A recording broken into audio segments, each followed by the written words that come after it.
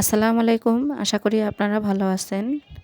তো আমি আপনাদেরকে দেখাবো খুব সহজে টমেটো সস কিভাবে বানাবেন সেটাই আপনাদেরকে দেখাবো। যেহেতু এখন টমেটোর দাম কম আছে, তো আপনারাও এরকম ১ বছরের জন্য টমেটো সস বানিয়ে ফেলুন।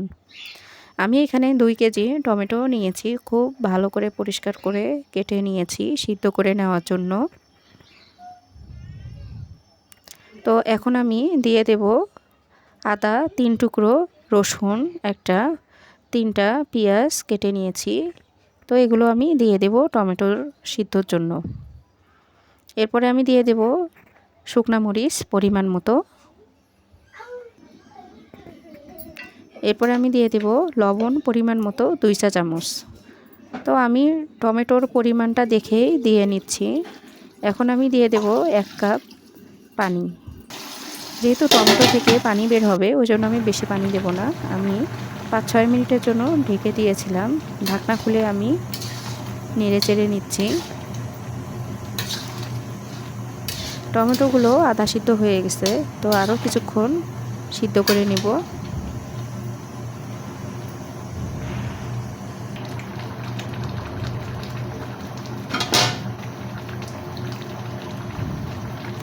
দেখুন টমেটোগুলো সিদ্ধ হয়ে গেছে।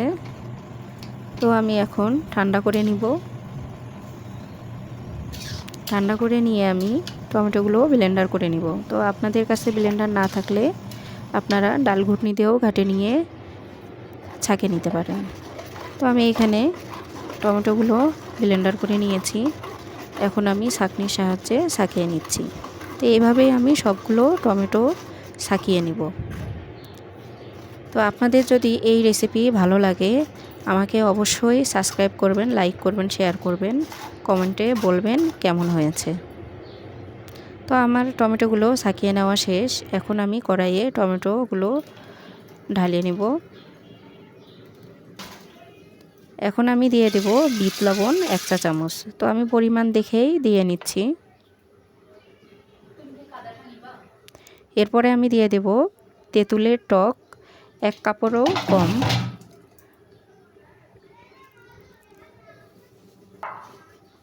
এরপরে আমি দিয়ে দেব লং আর দালচিনি। এই দুটো দিলে ফ্লেভার আর টেস্টও হয় অনেক সুন্দর, টমেটোর কাঁচা ভাবটা থাকে না। এরপরে আমি দিয়ে দেব কর্নফ্লাওয়ার ২ চা চামচ গুলিয়ে নিয়েছিলাম। তো পরিমাণ দেখেই আমি দিয়ে নিচ্ছি।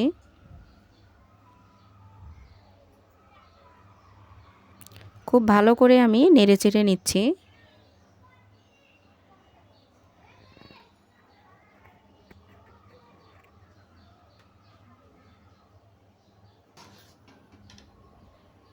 তো আপনারাও এরকম বানিয়ে ফেলুন টমেটোর সস। এখানে আমি ১ কাপ পরিমাণ চিনি দিয়ে নিচ্ছি।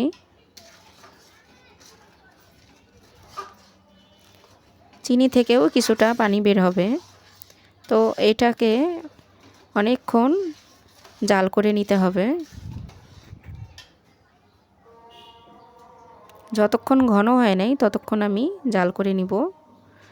আর এখানে আমি ভাজা শুকনা মরিচের গুঁড়া দিলাম ১ চা চামচ ঝালের জন্য।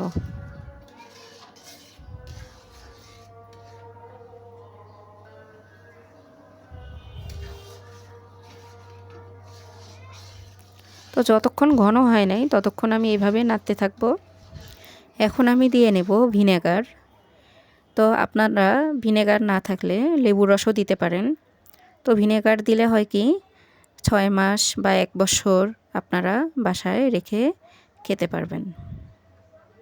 তো আমি এখানে ভিনেগার নিয়েছি অর্ধেক কাপ। আপনারা পরিমাণ দেখে দিয়ে নেবেন।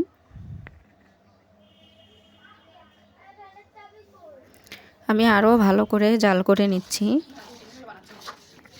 ভালো করে জাল করে নিতে নিতে দেখুন কতটা ঘন হয়েছে। এখন সস রেডি। তো আমি বেশি আর জাল করব না, কারণ ঠান্ডা হয়ে গেলে বেশি ঘন হবে, তখন জমে যাবে। দেখুন আমি একটা পিরিসে নিয়ে দেখাচ্ছি কী রকম হবে। তো আমি এরকমই বানিয়ে ফেললাম টমেটো সস। আপনাদের ভালো লাগলে অবশ্যই আপনারা বাসায় ট্রাই করবেন। আল্লাহ হাফেজ।